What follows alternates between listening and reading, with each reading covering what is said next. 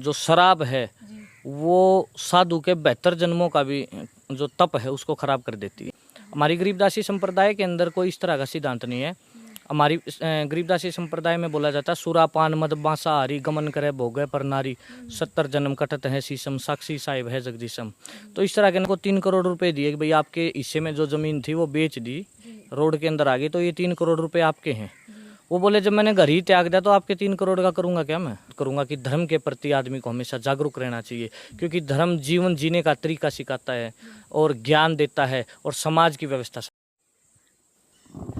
Public media Haryana देखने वाले सभी दर्शकों का स्वागत है हमारे यूट्यूब चैनल पर। मैं मेनका देसवाल आज आए हैं जो आना गांव है वहाँ पर, और आप देख रहे हैं मैं गुरुजियों के चरणों में बैठी हूँ। गुरुजियों से परिचय लेंगे कि कैसे बहुत ही तेजस्वी साधु हैं, वार्तालाप करेंगे, संवाद करेंगे, किस प्रकार इस जीवन में आए हैं। ओम नमो नारायण जी। अपना परिचय दीजिए। मैं अवधूत संत अमरदास। नशे आ रहे हैं या मैं हर तरह का मैंने जीवन जिया, यूनिवर्सिटी का भी देखा है, मैंने समाज का भी देखा है। अभी शाम को भी मेरे पास 10-20 आदमी बैठेंगे तो कम से कम समाज व्यवहार की बात होगी। तो इसका जो परिवर्तन रहा है इसका दुष्प्रभाव हमारे ऊपर भी पड़ा है। और समाज के अंदर लोगों का तो कुछ लोगों का तो ये मानना होता है भाई यहाँ घर तक खाली हैं बाबा बन गए, लेकिन ऐसा कुछ नहीं है। जो त्याग है वो और कोई नहीं कर सकता। अच्छा, कहीं यूँ भी कहते हैं गुरुजी, एक बहुत सवाल है और शायद वो सवाल आप में तभी किसी ने जरूर पूछा होगा क्योंकि आई थी, और उसमें एक सवाल बहुत ज्यादा कमेंट में आया था कि डोंग रचाले हैं और बाबे बन चाहोगे सन्यासियों के बारे में। ऐसी बात गुड़िया ऐसी कोई बात नहीं है डोंग रचाने का। चलो देखो, सब आदमी अपना अपना कर्म करते हैं, परमात्मा सबका अपना अपना जिम्मेवारी लगा के भेजता है। अन्न पानी किसी ना किसी के माध्यम से मिलता है। मैं आपको खुद बताता हूँ, जीवन के अंदर आप कभी रोहतक जाओ तो रोहतक के अंदर भिवानी चुंगी के ऊपर जन सेवा संस्थान है। वहाँ पूज्य महाराज जी डॉक्टर परमानंद जी महाराज हैं और MBA टॉपर रहे हैं जी, वो MD यूनिवर्सिटी के पहले बैच के। आज आप उस आश्रम के अंदर जाओगे, लगभग 1200 आदमी उस आश्रम के अंदर रहते हैं जी, जिनका कोई घर परिवार नहीं है। फ्री एजुकेशन उनको मिलती है, कापी कपड़े किताब, मंदबुद्धि आश्रम।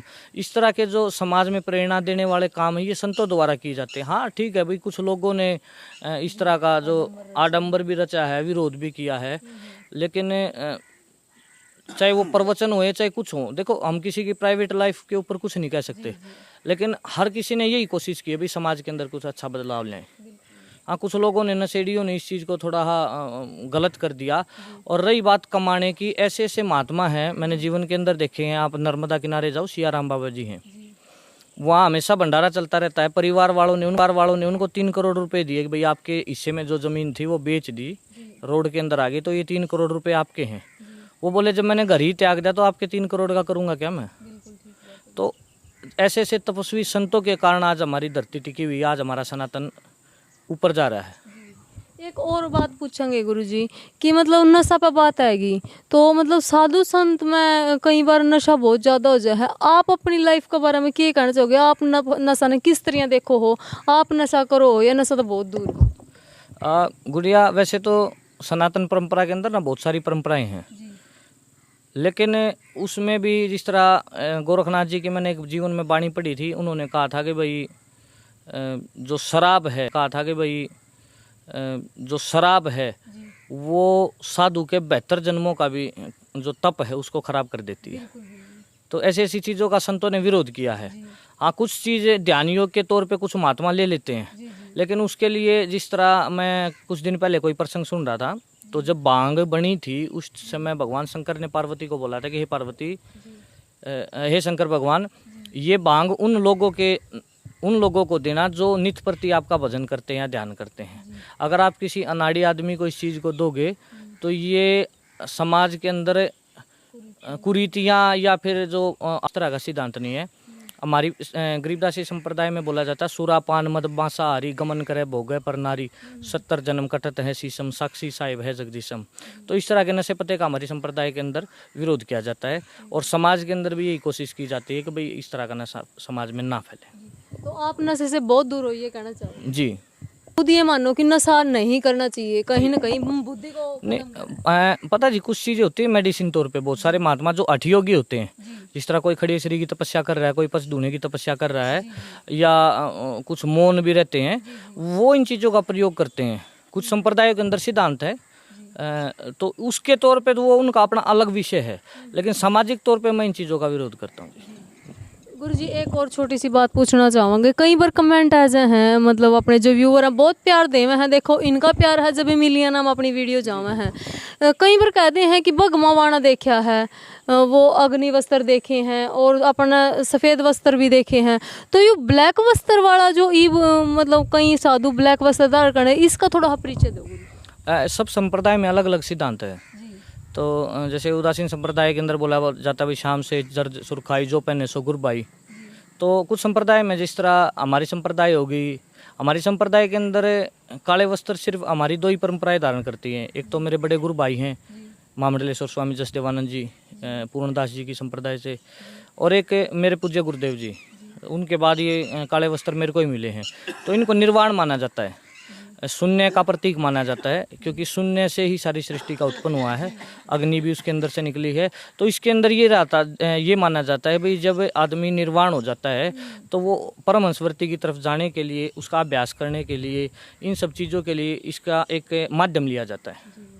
तो हर परंपरा के अंदर अलग अलग नियम है।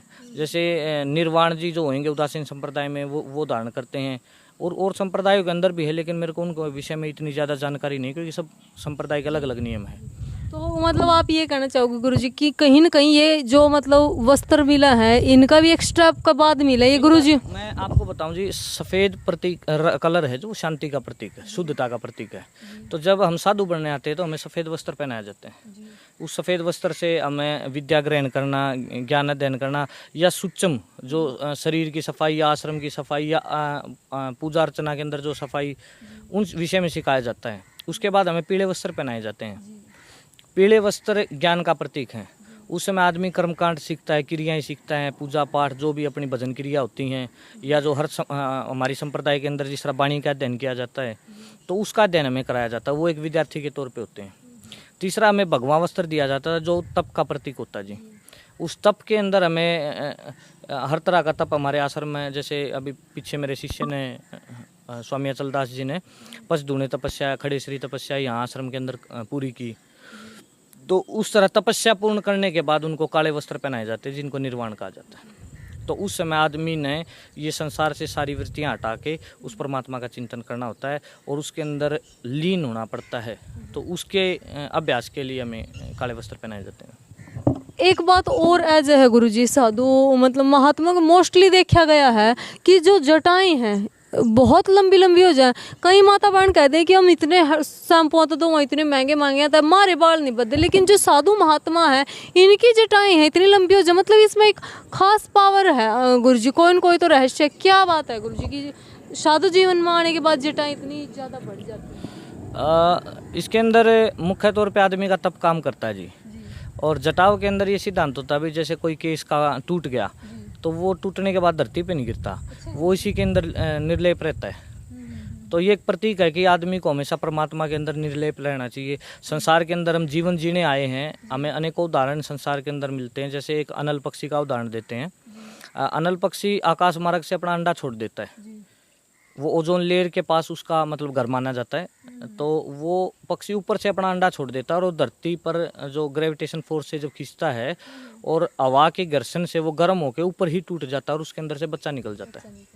बच्चा निकलने के बाद वो धरती के ऊपर गिर जाता है। जब तक उसको उड़ना नहीं आता वो सभी पशु पक्षियों के साथ मिलजुल के रहता है, उनके साथ खेलता भी है, उनके साथ भोजन भी करता है। लेकिन जब उसको उड़ना आ जाता है तो उसका दिमाग में एक ही बात होती है भाई उसके माता पिता ऊपर हैं, और वो इस धरती से उड़ के अपने माँ बाप को मिल लेता है और बगैर उसको देखे एक कसक के माध्यम से, करुणा के माध्यम से, एक पुकार के माध्यम से उसको प्राप्त कर लेता है। उसी तरह साधु का जीवन है, मिलके हमें समाज में सबके साथ रहना पड़ता है, सामाजिक रीति रिवाज भी अपनानी पड़ती हैं, हर तरह का सिद्धांत अपनाना पड़ता है। लेकिन मन में हमेशा यही चिंतन रहता है कि उस परमात्मा के चरणों के अंदर कब जीव को वास मिले।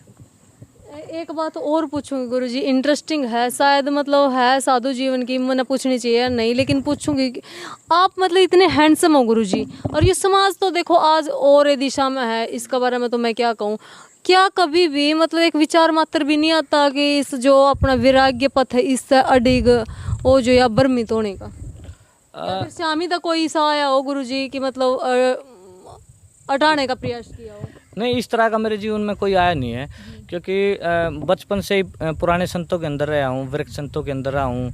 तो मैं मतलब नगरी की तरफ बहुत कम जाता हूँ, शुरू से ही मेरी आदत है। मेरे जितने भी आश्रम हैं सारे नगरी से बाहर है, और नगरी से बाहर ही रहना मैं पसंद करता हूँ। तो मन में कभी ऐसा विचार नहीं आया। और रही बात शरीर की, तो साधु जीवन में सबसे पहले यही सिखाया जाता है, भाई ये तपस्या है इसके अंदर। ये जो काया है ये एक दिन ऐसी हो जाएगी, मुरझा जाएगी, या एक मतलब जो सुंदर रूप है एक समय वो भी कुरूप के अंदर बदल जाएगा। कुछ भी संसार के अंदर नित्य नहीं है, और नित्य ना होने के कारण इसका चिंतन करना भी मतलब एक व्यर्थ ही है। लास्ट में गुरुजी अपने जो ये दर्शक है इन्हें क्या कहना चाहोगे कि आज अपना सनातन किस ओर जा रहा है, और जो आने वाली नई जनरेशन है, क्योंकि एक जो सन्यासी जीवन ने एक अलग ही तरीका देखा है, ये जनरेशन जो आगे आने वाली है, आप एक साधु का तौर पर क्या कहना चाहोगे? आज की जो जनरेशन है वो थोड़ा प्रैक्टिकल जीवन जो ले रही है वो तर्क के ऊपर ले रही है। हालांकि आदमी को जो सन्यास का जीवन है वो बहुत सहजता का जीवन है। जो आधुनिकता ने समाज के अंदर भी इतने बदलाव लाए हैं, वो उसका जो प्रभाव है वो हमारे सनातन के ऊपर भी पड़ा है। बहुत सारे लोग सनातन को मतलब देखकर, उसके तौर तरीके को देखकर प्रभावित हो रहे हैं। मैं आपको बता देता हूँ कि समाज में जो संतों ने अपने जीवन के अंदर संघर्ष किया है, चाहे वो आज़ादी की लड़ाई को लेकर रहा हो, चाहे अपनी परंपराओं को बचाने को लेकर रहा हो, वो संतों ने भी समाज के अंदर बराबर हिस्सेदारी दी है। और मैं यही चाहता हूँ कि जो आने वाला जीवन है वो समाज को, जो साधु जो बन रहे हैं, जो अपना सब कुछ त्याग कर समाज को समर्पित हो रहे हैं, उनको बढ़ावा दे के समाज के अंदर अच्छे कार्य करने का प्रयास करें, सनातन को आगे बढ़ाने का प्रयास करें। और लोगों के अंदर आया है बदलाव, आज आया है। हमारे आदमी बेशक भोले जरूर हैं, लेकिन आज भी इनके अंदर वो नियम है कि गऊ की रोटी पहले निकालना, साधुओं को भिक्षा देना। गांव के अंदर जब हम भिक्षा करने जाते हैं तो आज लोगों के अंदर भी संस्कार बचे हैं, और मैं परमात्मा से यही प्रार्थना करूंगा कि ये संस्कार सदा बचे रहें। और जो सनातन की शान है, हमारे जो साधु हैं, भारत की शान है जो साधु हैं, इन्होंने अनेकों देशों में भी जाके उस चीज़ का जो प्रचार किया है, आज लोग सनातन की तरफ बढ़ रहे हैं। तो मैं आप सभी से भी ये अनुरोध करूंगा कि धर्म के प्रति आदमी को हमेशा जागरूक रहना चाहिए, क्योंकि धर्म जीवन जीने का तरीका सिखाता है और ज्ञान देता है और समाज की व्यवस्था समझाता है। मेरी यह वीडियो आज की कैसी लगी, गुरुजियों के विचार विशेषकर कैसे लगे? इतना युवा होने के बाद भी जो कर्तव्य पथ है उस पर अडिग है, संपन्न परिवार होने के बावजूद भी वैराग्य की तरफ आए हैं और साधु जीवन को अपनाया है। परिवार बिल्कुल परिपूर्ण था, हर तरफ से परिपूर्ण था, नौकरियों से। तो एक जो भगवान के प्रति इनकी आस्था है, जो अडिग भक्ति है, उसको लेकर आप क्या कहना चाहोगे? कमेंट बॉक्स में अपनी राय जरूर देना। मेरी आज की वीडियो कैसी लगी ये भी कमेंट करके ज़रूर बताना। जय हिंद, जय हरियाणा।